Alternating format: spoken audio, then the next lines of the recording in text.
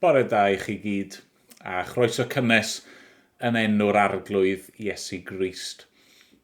O'n i'n meddwl i ddechrau, falle bod werth i fi sôn ychydig am ein cynlluniau ni fel eglwys. I ni dal yn bwriadu neu'n gobeithio gallu mynd nôl i gyfarfod gyda'n gilydd yn ein adeilad ni yn y dyfodol agos. Peidiwch â phoeni, fydd yna dal i fod darpariaeth ar-lein i'r rheini sydd ddim yn gallu mynychu, ond fel ni wedi gweld yn yr wythnos diwetha, mae'r sefyllfa yn y gymuned yn gallu newid mor gyflym, mae mor fregus ar hyn o bryd, i ni ddim eisiau rithro pethau, a i ni eisiau gwneud yn sicr fod pawb mor ddiogel a sydd yn bosib. Felly, pan fydd yna fwy i'w ddweud, pan byddwn ni'n agosach i ddechrau ail ymgynnull, byddai yn gwneud hynny yn ddigon clir, felly peidiwch â phoeni am hynny chwaith. Am nawr, yn yr wythnosau nesaf yma, i ni'n mynd i barhau dros yr we, a gweddio y bydd Duw yn ei rasau, yn ein bendithio ni, ac yn parhau i siarad â ni. Felly, gadewch i ni gyflwyno'n hunan yn nawr, yw ofal e. Arglwydd ein Duw, i ni'n dal i ddeheu am allu dod at ein gilydd i dy addoli di yng nghwmni ein brodyr a'n chwiorydd yng Nghrist. I ni yn deheu am allu dathlu yn gyhoeddus pwy wyt ti a'r cwbl rwy ti wedi wneud drosto ni. Dad ni'n yn gofyn nawr, yn y cyfnod yma lle ni dal ddim yn gallu gwneud hynny, a wneud i ddod yn agos i ni. Arglwydd, ni'n gweddio bydde di'n agos at y rheini nawr, ni'n meddwl am ardaloedd fel Caerffili, sydd yn cael ei effeithio yn wael yma yng Nghymru, ac Dad, ni'n gweddio bydde di ar waith yn y cymunedau hynny. Ac arglwydd, ni'n cyflwyno yn ysbytau, yn ysgolion ni, ac yr prifysgolion wrth iddyn nhw baratoi ail agor, arglwydd. A fyddi di'n agos i ni, bob un os gweli di fod yn dda. Ond anwyd di hefyd barhau i ddefnyddio'r cyfnod rhyfedd yma ein lles ni, ac mwyn gogoneddu dy enw mawr di yn ein gwlad ni. Dad, helpa ni felly, tostyrio wrtho ni, nertha ni yn ein gwendid ni. Amen bod ni'n gofyn yn enw ac yn heiddiant yr arglwydd Iesu Grist. Amen. Amen. Wel, nawn ni barhau i gyd addoli trwy ganu gyda'n gilydd. Amen.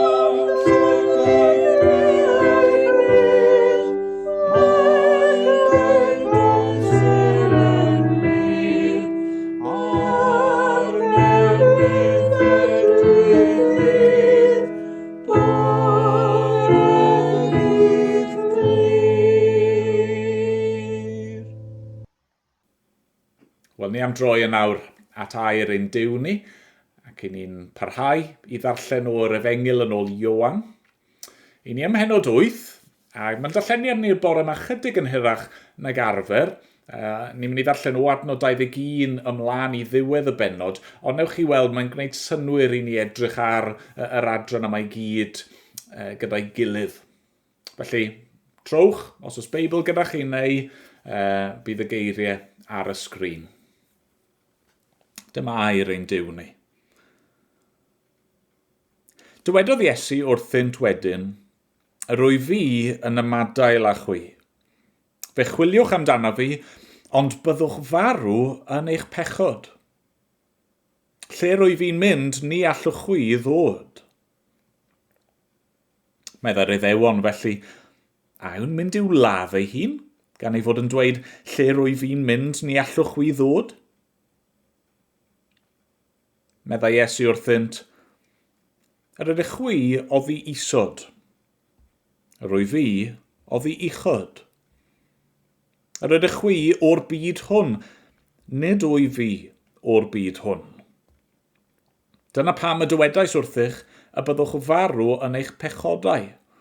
Oherwydd marw yn eich pechodau awnewch, os na chredwch mai my fi yw. Gofynasant iddo felly, pwy wyt ti? Atebodd Iesu hwy, yr wyf o'r dechrau'r hyn yr wyf yn ei ddweud wrthych. Gallwn ddweud llawer amdanoch a hynny mewn barn. Ond mae'r hwn am hanfonodd i yn eirwyr.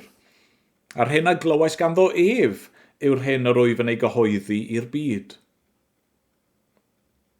Nid oeddent wy'n deall mai am y tad yr oedd yn llefaru wrthynt. Felly dywedodd Iesu wrthynt, pan fyddwch wedi dyrchafu mab y dyn, byddwch yn gwybod mai my fi yw, ac nad wyf yn gwneud dim ohono fy hun, ond fy mod yn dweud yr union bethau y mae'r tad wedi ei dysgu i mi. Ac mae'r hwn am hanfonodd i gyda mi. Nid yw wedi fy ngadael ar fy mhen fy hun, oherwydd yr wyf bob amser yn gwneud y pethau sydd wrth ei fodd ef. Wrth iddo ddweud hyn, daeth llawer i gredu ynddo. Yna dywedodd Iesu wrth yr Iddewon oedd wedi credu ynddo, os arhoswch chwi yn fy ngair i, yr ydych mewn gwirionedd yn ddisgyblion i mi. Cewch wybod y gwirionedd, a bydd y gwirionedd yn eich rhyddhau. Atebasant ef, plant Abram ydyn ni, a ni buom erioed yn gaethweisio ni neb. Sut y gellu di ddweud fe'ch gwneir yn rhyddion? Atebodd Iesu hwy, yn wir rwy'n dweud wrthych, fod pob un sy'n cyflawni pechod yn geithwas i bechod. Ac nid oes gan y ceithwas le arhosol yn y tŷ, ond mae'r mab yn aros am byth. Felly, os yw'r mab yn eich rhyddhau chwi, byddwch yn rhydd mewn gwirionedd. Rwy'n gwybod mai plant Abram ydych, ond rydych yn ceisio fy lladdu, am nad yw fy ngair i yn cael lle ynoch. Rwyf fi'n siarad am y pethau rwyf wedi ei gweld gyda'n tad. Ac rydych chwi'n gwneud y pethau a glywsoch gan eich tad. Atebasant ef, Abram yw ein tad ni. Meddai Iesu wrthynt, pe baich yn blant i Abram, byddech yn gwneud yr un gweithredoedd ag Abraham. Ond dyma chwi yn awr yn ceisio fy lladdu, dyn sydd wedi llefaru wrthych y gwirionedd a glywais gan Dduw. Ni wnaeth Abram o hynny. Gwneud gweithredoedd eich tad eich hunain yr ydych chwi. Nid plant peteindrom ohono ni meddent wrtho. Un tad sydd gennym sef Duw. Meddai Iesu wrthynt, petai Duw yn dad i chwi, byddech yn fy ngharu i. oherwydd oddi wrth ddiw y deithim allan a dod yma. Nid wyf wedi dod ohono fy hun, ond ef am hanfonodd. Pam nad ydych yn deall yr hyn yr wyf yn ei ddweud? Am nad ydych yn gallu gwrando ar fy ngair i. Plant ydych chwi i'ch tad y diafol, ac yr ydych a'ch bryd ar gyflawni dymuniadau eich tad. Llofrydd oedd ef o'r cychwyn. Nid yw'n sefyll yn y gwirionedd, oherwydd nid oes dim gwirionedd ynddo. Pan bydd yn dweud celwydd, datguddio ei natur ei hun y mai. Oherwydd un celwyddog yw ef, a thad pob celwydd. Ond yr wyf fi yn dweud y gwirionedd. Ac am hynny nid ydych yn fy nghredu. Pwy ohonoch chi sydd am brofi fy mod i'n eog o bechod? Os wyf yn dweud y gwir, pam nad ydych chi'n fy nghredu? A mae'r sawl sydd o Dduw yn gwrando geiriau Duw. Nid ydych chwi o Dduw, a dyna pam nad ydych yn gwrando. Atebodd yr Iddewon ef, ond nid ydyn ni'n iawn wrth ddweud samariad wyt ti, ac mae cythrael yn ot? Atebodd Iesu, nid oes cythrael yn of. Parchu fy nhad yr wyf fi, a chwythau'n fy amharchu i. Nid wyf fi'n ceisio fy ngogoniant fy hun, ond y mae un sydd yn ei geisio ac ef sy'n barnu. Yn wir, rwy'n dweud wrthych, os bydd rhywun yn cadw fy ngair i, ni wyl farwolaeth byth. Meddai'r Iddewon wrtho, rydym yn gwybod yn awr fod cythrael yn ot. Bu Abraham farw, a'r proffwydi hefyd. A dyma ti yn dweud, os bydd rhywun yn cadw fy ngair i, ni chaiff brofi blas marwolaeth byth. A wyt ti'n fwy na'n tad ni, Abraham? Bu ef farw, a bu'r proffwydi farw. Pwy rwyt ti'n dy gyfrif dy hun? Atebodd Iesu, os fy ngogoneddu fy hun yr wyf fi, nid yw fy ngogoniant yn ddim. Fy nhad sydd yn fy ngogoneddu, yr un yr ydych chi'n dweud amdano, ef yw ein Duw ni. Nid ydych yn ei adnabod, ond yr wyf fi yn ei adnabod. Pe bawn yn dweud nad wyf yn ei adnabod, byddwn yn gelwyddog fel chwythau. Ond rwyf yn ei adnabod ac rwyf yn cadw ei air ef. Gorfoleddu a wnaeth eich tad Abraham o weld fy nydd i. Fe'i gwelodd a llawenhau. Yna meddai'r Iddewon wrtho, nid wyt ti'n 100 oed eto? A wyt ti wedi gweld Abraham? Dwedodd Iesu wrthynt, yn wir, rwy'n dweud wrthych. Cyn geni Abraham, yr wyf fi. Yna codasant gerrig yw taflu ato. Ond aeth Iesu o'i golwg ac allan o'r deml. Amen. Amen. Diolch i Dduw am ei air i ni. Gadewch i ni weddio gyda'n gilydd. O Dduw ein tad, i ni'n diolch i ti unwaith eto ein bod ni yn gallu dalw di yn dad i ni. A hynny oherwydd fod yr arglwydd Iesu Grist, y mab, wedi dod i'n byd mwyn ein ceisio ni, a'n cadw ni, ein achub ni i rai colledig, ein ryddhau ni, a dod â ni yn ôl at y ti. I ni'n diolch i ti, a dy fod ti yn dy gariad i wedi dewis ein hachub ni, a'n galw ni at y ti dy hun, a'n mabwysiadu ni'n blant i ti. Dad, fel ni wedi gweld yn barod a fel i ni'n mynd i ystyried yn fwy y bore yma. Nid dyna yw ein sefyllfa ni'n naturiol. I ni ddim yn cael ein geni yn blant i ti. O na, Arglwydd, ni'n cael ein geni yn elynion i ti. Ni'n diolch i ti felly, dy fod ti yn dy ras di. Wedi tosturio wrtho ni. Wedi gweld ein gwweiledd ni a ein hangen ni. A dy fod ti wedi trefnu ffordd, dy fod ti wedi dod ar ein holen ni. Cyn bod ni yn dygeisio di, fe nes di ddod ar ein holen ni. Da, derbyn yn mawl a'n diolch am y newyddion gorau i gyd yma.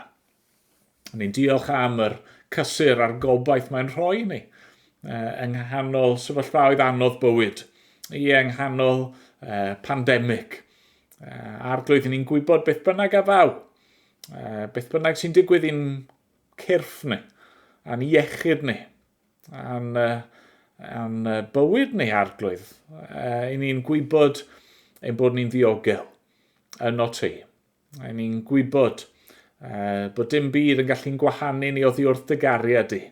Ni'n gwybod bod ein bywyd tragwyddol ni'n ddiogel yn yr Arglwydd Iesu Grist, y mab, yr un sydd wedi ein gosod ni'n rhydd. Dad, ni felly yn dyfolu di.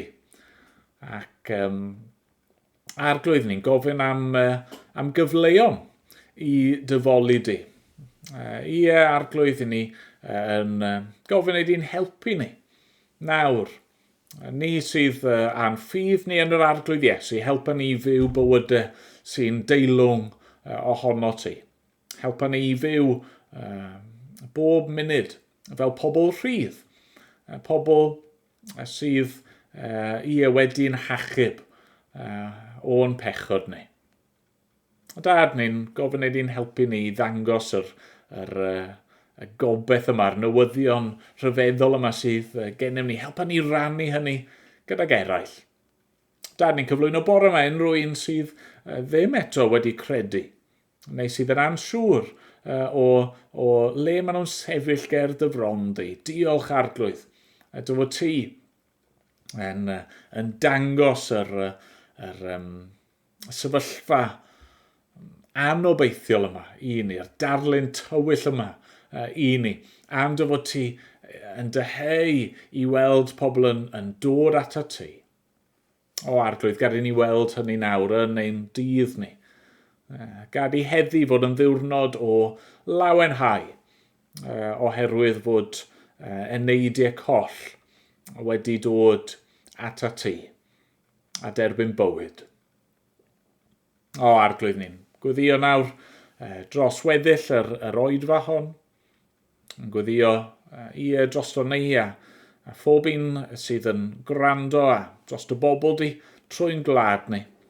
O, Arglwydd, a wneud i nawr. Ddangos dy hun i ni a siarad i ni. O sgweli di fod yn dda. A mynd bod ni'n gofyn yn enw ac yn heiddiant yr Arglwydd Iesu Grist. Amen. Amen.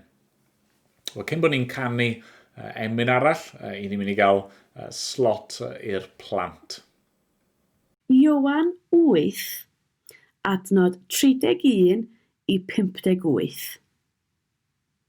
Yn y darlleniad yma, rydym ni'n clywed am 2 deyrnas, neu 2 deulu, teyrnas y byd a teyrnas Duw.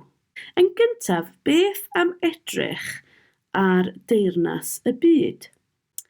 Yma'r byd a phawb sydd ynddi wedi cael ei effeithio gan bechod. Pechod ydy pethau drwg neu meddyliau drwg sydd yn torri rheolau da Duw. Mae pechod wedi llygru ein calonnau. Rydym yn meddwl a gwneud pethau drwg sydd yn torri gorchmynion Duw a brifo Duw.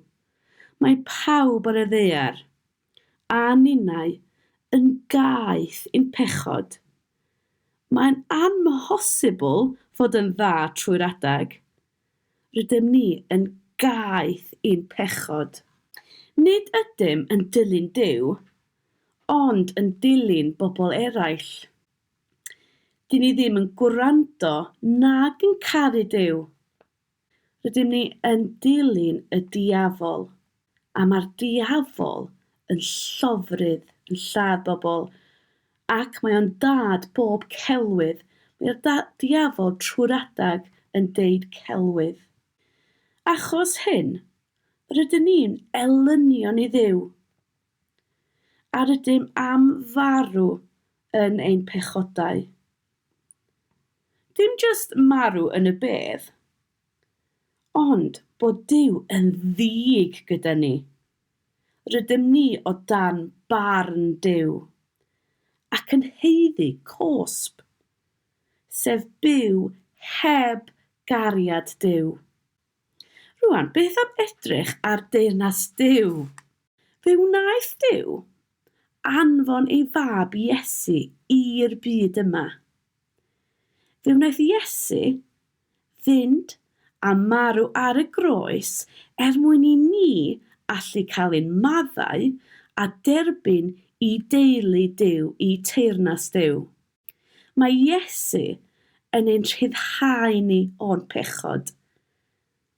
Os rydyn ni'n troi at Iesu, bydd Iesu yn torri a cael gwarad o'r pechod. Bydd Iesu wedyn yn rhoi bywyd newydd i ni. Dim gyd pechod afiach, ond bywyd newydd, glân a pur i ni. Ac rydym ni rwan yn gallu bod yn fab neu ferch i Dduw, a bod rhan o teulu Duw. Rwan, rydym ni'n gallu gwrando, credu ac trystio Duw ac yn ei eiriau. Rydym ni'n gwrando ac ufuddhau i Dduw rwan, a dim y diafol a pobl eraill. Gyda'r bywyd newydd, ffantastig, mae Iesu wedi rhoi i ni, bydda ni yn cael byw gyda Duw am byth. Fod ni'n marw ar y byd yma, dim dyna diwedd y stori. Bydda ni'n cael byw efo Duw am byth yn y byd a'r nefoedd newydd. Bydda ni'n dod i nabod Duw fel ein tad, gan fod Iesu wedi'n achub ni. Edrychwch ar adnod 32. Cewch wybod y gwirionedd, a bydd y gwirionedd yn eich rhyddhau. Beth ydy'r gwirionedd yma? Wel, y gwirionedd ydy fod Duw wedi anfon Iesu, a fod Iesu wedi dod i'r byd yma mwyn torri'n pechod ni, fod ni'n gallu dod yn rhydd o'n pechod a'r diafol a'r byd, a fod ni'n cael bywyd newydd yn Iesu Grist, a cael byw efo Duw am byth. So mae'r gwirionedd yma yn rhyddhau ni. A'r cwestiwn ydy, ydych chi'n credu ac yn trystio yn y gwirionedd yma?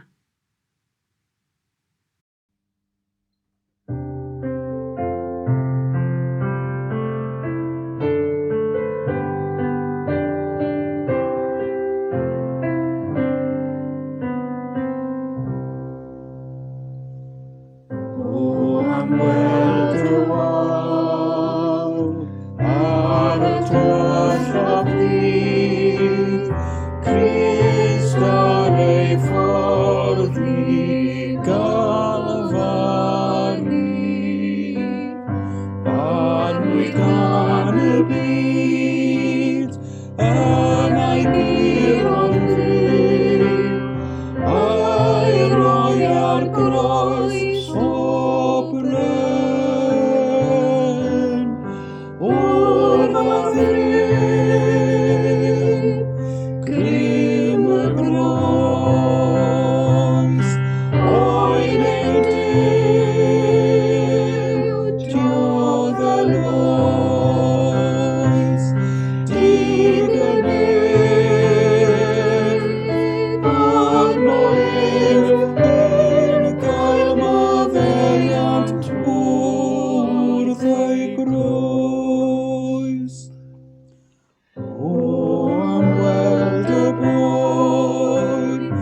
dyfrwyd ar dywydd, dan bwysau maith yn echodi. Pob un meddwl drwg, pob un gweithred gas, fel deinenau dyben. O'r fath rhywun, grym y groes, o'i mynd diodd y nos, digynnydd annoedd eiddo'r maddeuant wrth ei groes. Olai dydd sy'n ffoi, grân ar ddeuan oll, wrth i'w gwneud ddirwr, grymu pen. Rwy darllen yn nwy, cod y meirwn ddiw, gorffenwy diw ei ddroed. O'r fath rhyw, grym y groes, o'i mynd diodd y loes, digynnydd annoedd eiddo'r maddeuant wrth ei groes. Yn ei glwyf a'i guddio mab bydd hwy, a mi ddoddiodd rwyf yn nydd, cogrodd angau di, ac yn nawr cael yw, drwy asryfeddol Duw. O'r fath rhyw, grym y groes, o'i mynd diodd y loes, digynnydd annoedd eiddo'r maddeuant wrth ei groes. Mae yna lawer o hanesion yn y Beibl am bobl yn mynd i lawr ac i lawr ac i lawr cyn bod Duw yn ei codi nhw nôl i fyny. Enghraifft, mae ydych chi Joseph yn mynd i lawr i'r Pydew, ac yna mynd i lawr i'r Aifft, ac yna mynd i lawr i'r Carchar, cyn cael ei godi i fyny a'i wneud yn brif weinidog ac yn llwyddo i achub llawer o fywydau yn yr Aifft. Neu chi'n meddwl am hanes Jona. Mae'n mynd i lawr i waelod y môr, lawr i fol y pysgodyn, ond yna mae'n cael ei godi yn dydy, a Duw yn ei anfon i Nineve gyda'r neges yna iddyn nhw.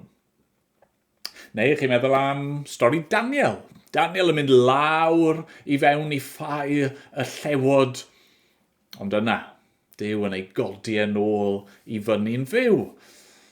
Allen ni fynd mlaen, mae hyd yn oed gennych chi ddamhegion yn does. Chi'n meddwl am ddameg ddwedodd Iesu am y ddau fab, ac un ohonyn nhw, y mab Afradlon. Mae'n mynd i lawr yn dydi, lawr i'r wlad bell, lawr i dlodi, lawr i orfod gofalu am y moch a bita bwyd, neu eisiau bita bwyd y moch, ond yna erbyn diwedd yr hanes mae wedi cael ei godi yn ôl i statws mab.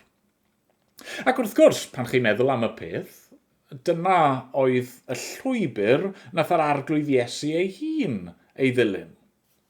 Mae'n dod i lawr o'r nefoedd i'r byd. Mae'n dod yn isel o'i ogoniant i orwedd mewn preseb. Mae'n dod i lawr i wasanaethu. Mae'n dod i lawr i farw marwolaeth erchyll ar groes. Mae'n dod i lawr ac yn cael ei gladdu mewn bedd.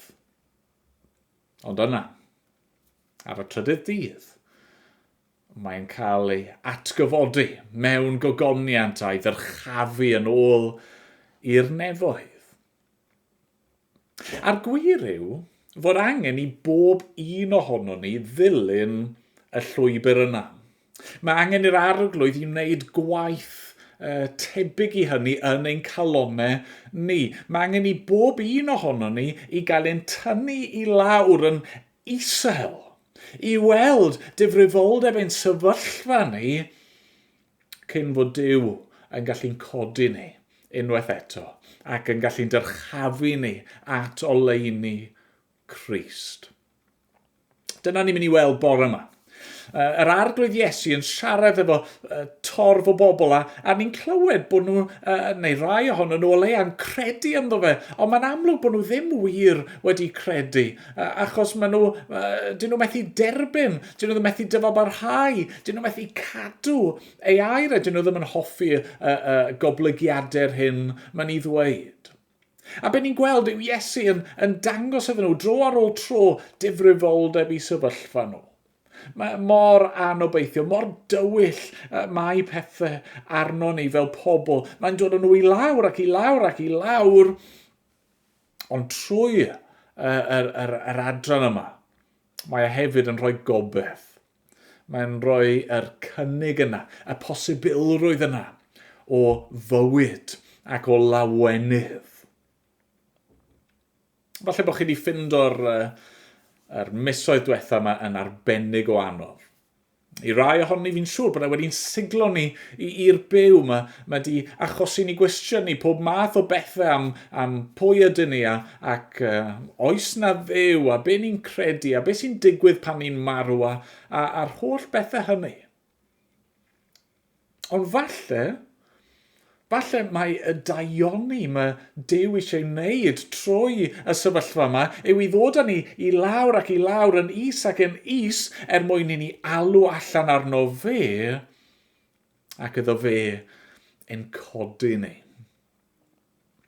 I ddechrau te, nhw'n i feddwl am yr daith i lawr, y llwybr i lawr i'r dymderoedd. Mae Iesu fan hyn yn siarad efo y dyrfa, mae'n ei rybuddio nhw. A'r rybudd cyntaf sydd ganddo fe iddyn nhw yw hyn, eu bod nhw yn mynd i farw yn eu pechod. Adnod 21. Dwedodd wrthynt wedyn, rwyf fi'n ymadael â chwi, fe chwiliwch amdana fi, ond byddwch farw yn eich pechod. Lle rwyf fi'n mynd ni allwch chwi ddod. Adnod 23, meddai Iesu wrthynt, rydych chwi oddi isod, rwyf fi oddi uchod. Rydych chwi o'r byd hwn, nid wyf fi o'r byd hwn, dyna pam dywedais wrthych y byddwch farw yn eich pechodau. Oherwydd marw yn eich pechodau am newch, os na chredwch mae myfu yw. Nawr wrth gwrs, y reswm pam mae marwolaeth yn bodoli o gwbl yw oherwydd pechod. Mae'r Beibl yn gwneud yn glir. Cyflog pechod yw marwolaeth. Pan nath Adda ac Efa, y bobl cyntaf, syrthio i bechod, daeth marwolaeth i fewn, a dyna pam i ni gyd yn marw. Ond, mae yna ffordd i berson farw yn dda. I ni'n gallu marw efo'n pechodau ni wedi i clirio, wedi i delio gyda, wedi ei maddau. A mae'r Cristion yn dal i farw, ond dyn nhw ddim yn marw yn ei pechod. Ond be mae Iesu'n rybuddio fan hyn yw sefyllfa naturiol y bobl yma'n, sefyllfa naturiol ni yw hyn. Heblaw bod yna rhywbeth yn newid, rydyn ni yn mynd i farw yn ein pechod. I ni'n mynd i farw mewn gwrthryfel yn erbyn Duw. I ni'n mynd i farw ac yn agwynebu y gosb cyfiawn mae'n pechod ni yn ei heiddi. Mae'n ymadrodd yn Saesneg yn does, caught red-handed. Hynny yw, chi'n cael eich dal am eich dwylo chi yn goch gan waed, sdim am heiaeth eich bod chi'n eog a chi yn anderbyn yr hyn i chi'n ei heiddi. A be mae Iesu'n rybuddio yw mae'n sefyllfa naturiol ni, yw bod ni'n mynd i farw yn ein pechod. A falle bydd ni'n chwilio amdano fe, yn dal i chwilio am y Meseia, neu ar y dydd yna pan ni'n marw, byddwn ni'n chwilio am obaith, ond bydd e'n rhy hwyr. Oedd y bobl yma yn meddwl eu bod nhw yn gyfiawn ger bron Duw, ond o'n nhw'n twyllo eu hunain. O'n nhw'n feirw yn eu pechodau. Nawr falle bod chi'n meddwl eich hunain, wel, mae hwnna'n neges eitha llym. A falle bod e'n wir am y bobl yna, ond dyw hwnna ddim yn wir amdano fi. Sa'i mor wael a hynny. A sa'i'n berffaith, na, ond fi yn gwneud digon o bethau da. Fi'n siŵr fydd y pethau da fi'n gwneud yn ddigon i wneud iawn am yr holl bethau drwg. Ond wrth i ni ddarllen ymlaen, mae geiriau Iesu yn ein tynnu ni i lawr, yn is eto. Oherwydd mae'n esbonio i'r bobl yma, mae'r reswm pam i ni yn y sefyllfa yma, y reswm pam i ni'n mynd i farw yn ein pechodau ni, oherwydd ein bod ni yn gaeth i bechod. Dyna'n sefyllfa ni. I ni ddim jyst yn pechu yn achlysurol, dyw pechod ddim jyst yn rhywbeth i ni'n gwneud ac yna mae yna bethau da i ni'n gwneud i'n balanso allan. Na, mae pechod yn rhywbeth ni'n gaeth iddi. Adnod 34. Atebodd Iesu hwy, yn wir rwy'n dweud wrthych, bod pob un sy'n cyflawni pechod yn geithwas i bechod. Nawr doedd y bobl yma, oedd yn gwrando ar Iesu, bod nhw yn rhyw fath o gredu, falle mae fe yw'r Meseia, ond nhw ddim yn gallu derbyn hyn. Mae ffydd nhw yn amlwg yn arwynebol. Dyn nhw ddim wedi deall yn iawn. Mae ffydd nhw'n ddiffygiol. Maen nhw'n dechrau dadlau gyda Iesu yn dyn nhw. Adnod 33. Ateb asant ef, plant Abram ydyn ni, a ni biom erioed yn gaethweision i neb. Sut gelli di ddweud fe'ch gwneir yn rhyddion? Wel, fod cenedl Israel wedi cael ei concro gan nifer o genhedloedd eraill, ond nhw wedi bod yn gaethweision, ond nhw wedi bod mewn ceithglyd ar y pryd, ond nhw yn gaeth dan ormes yr ymerodraeth Rhufeinig, ond nhw ddim eisiau cydnabod i bod nhw'n gaeth. Ond nhw yn meddwl mae nhw oedd plant Abram, cenedl etholedig Duw. A felly o'n nhw'n gweld eu hunain fel pobl oedd yn ysbrydol yn rhydd. Ac eto, o'n nhw'n twyllo eu hunain. Falle bod chi'n twyllo'ch hunain hefyd bore yma.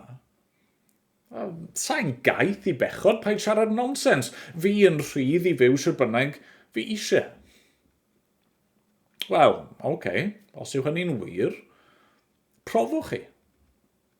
Stopiwch bechu. Just am un wythnos, fi eisiau chi drio byw yn berffaith.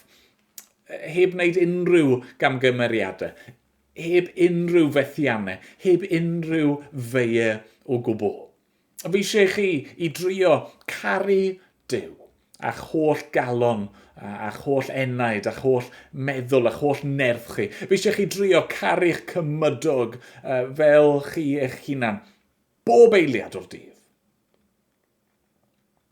Os chi'n onest, yn fuan iawn, bydd rhaid i chi gydnabod eich bod chi'n methu. A falle byddwch chi'n dadlau, wel, iawn, ond sa'i eisiau gwneud hynny. Fi sy'n dewis byw fel hyn, ond na, chi weld, os chi'n methu newid, os chi'n methu stopio pechu, hyd yn oed pan i chi'n trio stopio, mae hwnna'n dangos bod chi ddim yn rhydd. Chi'n gaeth. Mae'r Beibl yn dweud mae gwir rhyddid yw byw fel mae Duw wedi ei drefnu. Byw fel mae Duw wedi gynllunio, fel i chi wedi'ch creu yw fyw. Yn sefyllfa ni, meddai Iesu, yw bod ni'n gaeth i bechod. A felly, ni'n gweld yn dyn ni yn barod difrifoldeb yn sefyllfa ni. Ni'n mynd i farw yn ein pechod a gwynebu barn Duw am ein pechod ni, a ni'n methu osgoi hynny achos i ni'n gaeth i bechod, a ni'n methu ryddhau ein hunan. A chi'n meddwl, wel, mae hynny'n ddarlun tywyll, ond mae Iesu yn gwneud y darlun yn dywyllach eto. Mae'n esbonio i'r bobl yma, mae'r reswm pam maen nhw'n gaeth i bechod, yw oherwydd ein bod ni o ran natur yn blant i'r diafol. Adnod 43. Pam nad ydych yn deall yr hyn yr wyf yn ei ddweud? Am nad ydych yn gallu gwrando ar fy ngair i? Plant ydych chwi i'ch tad y diafol, ac yr ydych a'ch bryd ar gyflawni dymuniadau eich tad. Llofrydd oedd ef o'r cychwyn. Nid yw'n sefyll yn y gwirionedd oherwydd nid oes dim gwirionedd ynddo. Pan fydd yn dweud celwydd, datguddio ei natur ei hun y mai, oherwydd un celwyddog yw ef, a thad pob celwydd. Ond nhw'n meddwl eu bod nhw'n blant i Abraham, plant yr addewid, plant i Dduw. Ond o'n nhw'n twyllo eu hunan. Wrth gwrs, a mae Iesu'n cydnabod, ond nhw yn dechnegol yn blant i Abraham, o ran cig a gwaed, o ran eu llinach naturiol nhw. Ond o'n nhw'n dangos trwy bywyd nhw bod nhw ddim yn blant ysbrydol i Abraham. Oedd Abraham wedi credu a ddiwydion Duw. Oherwydd ei ffydd roedd Abraham wedi cael ei gyfiawnhau. Oedd Abraham yn disgwyl am gyflawniad a ddiwydion Duw, yn disgwyl am y Meseia, yn disgwyl am Iesu. A felly mae Iesu'n dweud, chi ddim yn blant Abraham achos chi ddim yn ymddwyn fel Abraham. Mae plentyn fod i ymdebygu i'w tad nhw. Na chi yn ymddwyn fel eich tad ysbrydol chi, sef y diafol. Chi'n ymddwyn fel yr un drwg yna, sydd o'r cychwyn wedi gwrthryfela yn erbyn Duw, a sydd wedi trial ei orau i ddinistrio a sbwylio cynllun Duw trwy ddweud celwydd a lladd. Dyna'ch tad chi.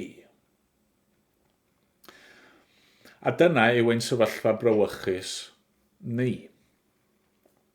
Gweithaf ein ymdrechion gorau ni, ni'n blant i'r diafol. A fan hyn chi'n teimlo bod Iesu wedi dod â ni lawr i'r gwaelodion. Gallwn ni ddim mynd yn is na hyn. A maen nhw yn eiriau caled, yn eiriau sy'n fod un sobri. Maen nhw'n eiriau tywyll. Fi'n cofio pan o'n i'n blentyn, mynd ar ymweliad i bwll glo. Falle bod chi wedi bod i ryw bwll yn rhywle, y big pit, o'n i wedi mynd iddo fe. A lawr â ni. Lawr, a lawr, a lawr, yn is ac yn is. Ac wedi ni gyrraedd lawr i'r gwaelod, dyma'r tywysydd, oedd wedi bod yn dangos y ffordd i ni, dyma nhw'n troi'r golau i ffwrdd. Ac oedd oedd e fel y fagddi, oedd e'n hollol dywyll. Oedd na ddim gole o gwbl, ag oedd e'n ddigon brawychus. O'ch chi methu gweld unrhyw beth. Pe bai chi just yno, ar eich pen eich hunan, yn y tywyllwch yna, bydde fe'n hollol anobeithiol arnoch chi.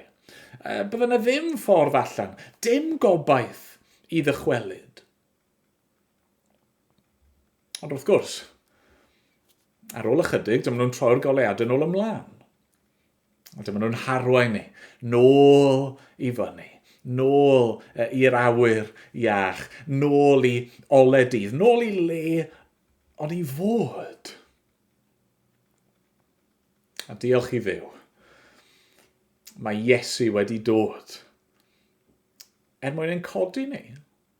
Mwyn rhoi ffordd i ni i gael ein hachub ac i ddianc o'r tywyllwch.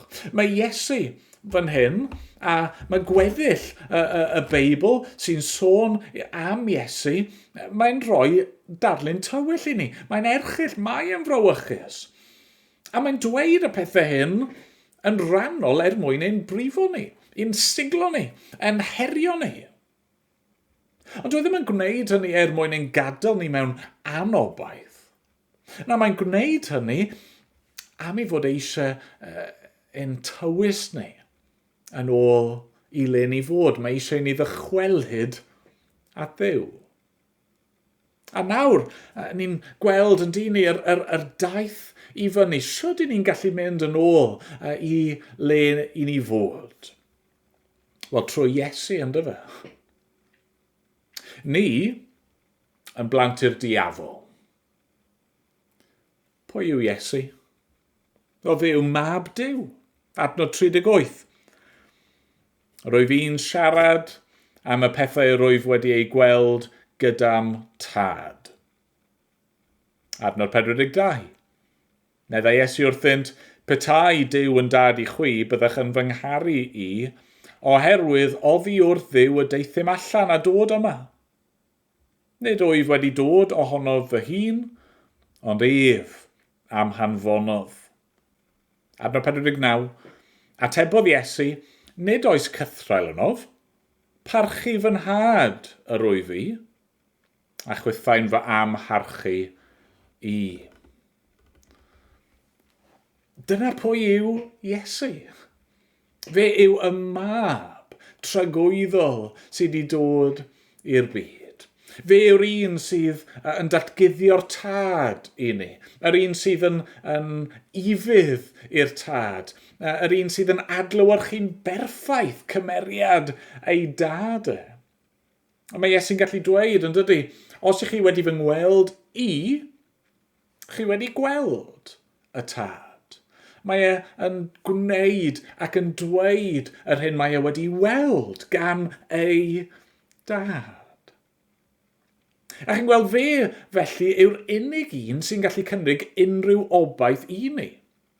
Oherwydd fe yw'r unig un sydd ddim yn naturiol yn blentyn i'r diafol. Os y'n ni'n dilyn unrhyw berson arall, os y'n ni'n credu neu'n rhoi'n gobeith ni, mewn unrhyw un arall, un hachub ni, wel, mae'n union fel person dall, yn dilyn person dall arall, a y cwbl sy'n mynd i ddigwydd yw bod nhw'n syrthio. Ond fan hyn, mae yna un wedi dod, wedi camu fewn i'n sefyllfa ni, un sydd yn wahanol i ni, un sydd yn fab Duw. A mae hynny yn allweddol oherwydd fel mae Iesu'n esbonio, gan mae fe yw y mab, mae e'n gallu'n gosod ni yn rhydd. Chi'n gweld ni'n mynd lan fan hyn nawr. Adnod 31. Yna dwedodd Iesu wrth yr Iddewon oedd wedi credu ynddo, os aroswch chwi yn fy ngair i, yr ydych mewn gwirionedd yn ddisgyblion i mi. Cewch wybod y gwirionedd, a bydd y gwirionedd yn eich ryddhau. Adnod 35, nid oes gan y ceithwas le arhosol yn y tŷ, ond y mae'r mab yn aros am byth. Felly, os yw'r mab yn eich ryddhau chwi, byddwch yn rhydd mewn gwirionedd. di ni methu rhyddhau'n hunan o gadwyni pechod. Di ni methu stopio'n hunan rhag bod yn gaethweision i bechod. Ond mae'r mab yn gallu. Mae ganddo fe'r hawl i wneud, mae ganddo fe yr awdurdod i wneud. Dyna pam y daeth e. Mae di dod i wneud yr union beth yma. Mae di dod i ddangos i ni'r gwirionedd amdano ni. Mae di dod i ddatguddio'r gwirionedd am ddew ac amdano fe ei hun, a mae di dod i'n gosod ni yn rhydd. Ac yna, mae'n codi ni'n uwch yn dydy. Dy ddim jyst yn delio fo'n pechod, ond na wrth ein gollwng ni'n rhydd, mae'n codi ni yn ôl ac yn rhoi bywyd i ni. Adnod 24. Dyna pam dywedais wrthych byddwch farw yn eich pechodau, oherwydd marw yn eich pechodau a wnewch, os na chredwch mai my fi yw. Adnod 51. Yn wir yn dweud wrthych. Os bydd rhywun yn cadw fy ngair i, ni wel farwolaeth byth. Adnod 56. Gorfoleddu a wnaeth eich tad Abram o weld fy nydd i. Fe'i gwelodd a llawenhau. Adnod 58. Dwedodd Iesu wrthynt yn wir yn dweud wrthych.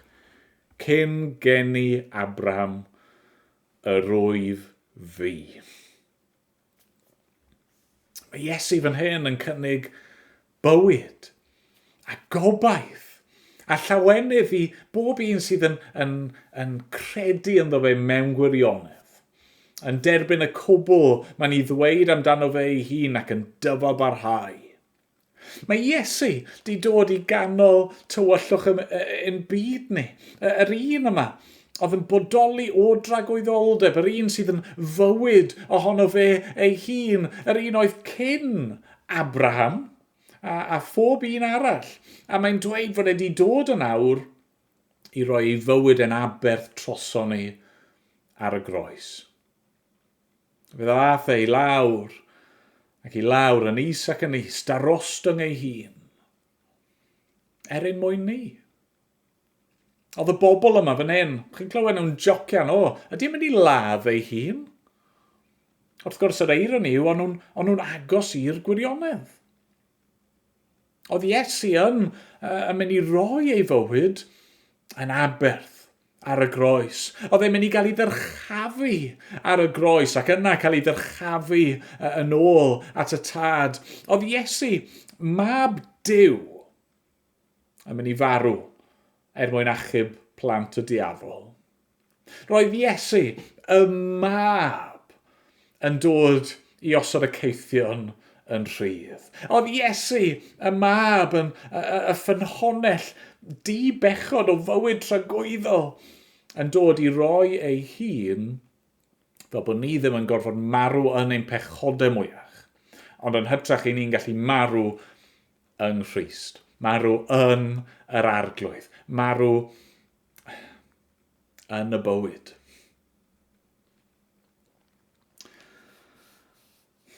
Wrth i'r dorf yma, oedd un eiliad fel tasyn nhw wedi credu,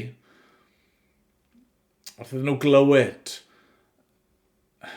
y cwbl mae Iesu'n ei ddweud, wrth iddyn nhw glywed i sefyllfa nhw i tywyllwch nhw.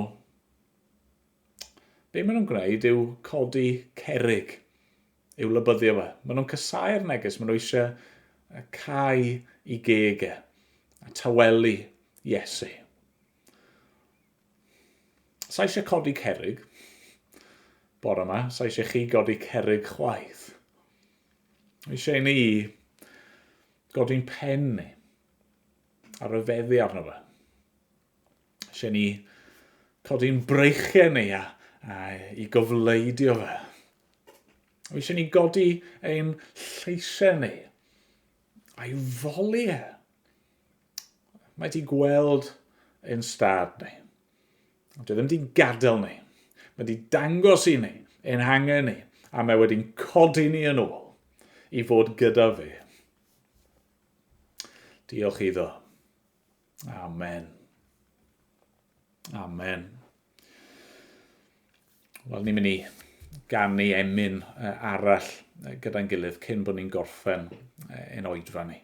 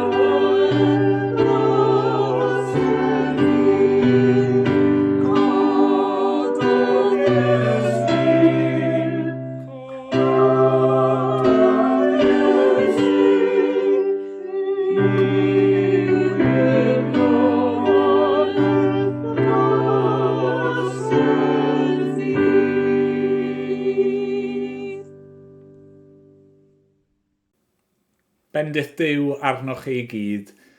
Nawn ni weddio, nawn ni gyflwyno'n hunan i'w ofal ei nawr. Da, ni'n diolch i ti am y newyddion da yma ni wedi glywed y bore yma. Ni'n gofyn unwaith eto am dy help di i ymateb yn gywir i yr hyn ni wedi glywed. Ni'n gofyn y bydde di gyda ni yn awr.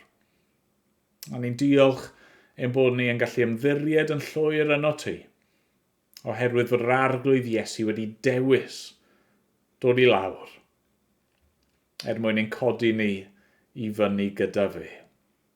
Da, derbyn ein mawl am diolch ni i gyd, ti yn unig sy'n ei heiddi fe.